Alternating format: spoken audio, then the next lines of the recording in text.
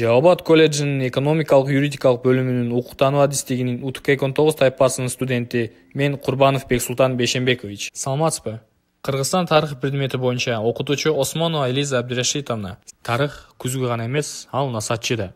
Анткени биз тарыхты өткөнү билип коюу үчүн гана үйрөнбөйбүз. Аны ким элек, ким болдук, эми ким болобуз деген суроолорго жооп издөө менен учурда туура түшүнүп, келечекке туура кадам таштоо үчүн үйрөнүп окуйбуз дегендей, сабагыбыздын темасы Кыргызстандын Когон хандыгы мезгилинде кыскача тарыхый окуялар боюнча маалыматтарды талкуулайбыз. Когон хандыгынын тарыхы 1709-жылдан башталып 1876-жылга чейин Өзбекстан, Тажикстан, Кыргызстан жана Казакстандын түштүк аймактарында түзүлгөн хандык.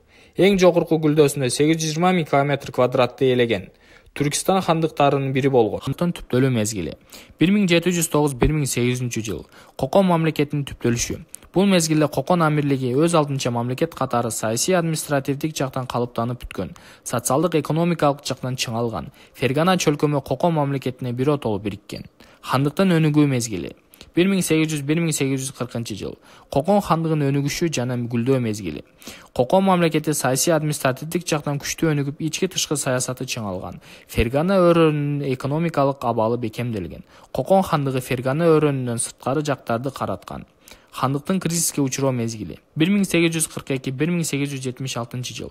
Кокон мамлекетиндеги социалдык саясий кризистердин күчөшү жана хандыктын кулашы.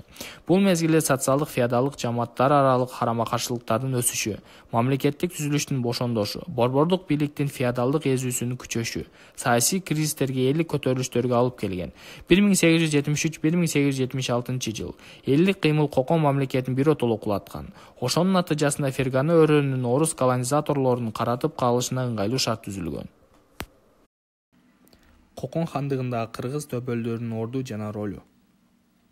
Кокон хандыгы толук кыйроого учурап, Бухара эмирлигинин бир облусуна айланып, талоонго кабылган кезде хандыкты кыргыздар 1842 жылы кайра калыбына келтирип, күчтөндүргөнүн кыргыздын белгилүү ордо тарыхчысы Зиябидин Максым ошол доордо эле Фарганат хандарынын тарыхы аттуу эмгегинде ынамдуу баяндап берген. 1863 жылы Бухара эмири Кокон хандыгына кайрадан басып киргенде, Алымкул аталык башында турган кыргыздар катуу каршылык көргөзүп, хандыкты сактап калган. Кокон хандыгынын акыркы мезгилинде кыргыздар баардык бийликти ээлешип, ал түгүл Исхак Молдо, Полот хан Кокондун акыркы ханы болуп эсептелет. Нүзүп, Алымбек, Атабек, Миңбай, Алымкул, Койчу жана башка кыргыз инсандары ордодогу эң бийик бийлик орундарды ээлеп турушкан. Жаркын айым, Зыяда датка, Курманжан датка сыяктуу кыргыз айымдардын ордодогу таасири өтө күчтүү болгон. Алар өз мезгилинде хандыктын тагдырын чечүүгө аралашкан. Кокон хандыгы мезгилиндеги улуу көтөрүлүштөр.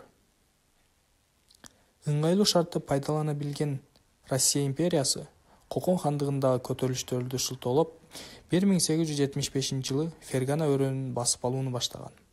Көптөгөн кан төгүлүүнүн натыйжасында ал каратылып алынган. Кокон хандыгынын жерлери Орус империясынын алгач Оренбург генерал-губернаторлугунун, кийин Туркестан генерал-губернаторлугунун Фергана жана Сырдария областтарына кирген. Мына ошентип Кыргызстандын Кокон хандыгы мезгилиндеги тарыхый окуяларды окуп, тарыхый маалыматтарга таянып, Кокон хандыгы үстөмдүк кылган мезгилде кыргыздар эзүүнүн көптөгөн түрлөрүнө жолукканын билдим. Ошондой эле Кокон хандыгында кыргыз төбөлдөрүнүн орду жана ролу жогору болгонун байкадым. Кокон хандыгынын тарыхы кыргыз элинин тарыхы менен тыгыз байланыштуу экенин байкадым.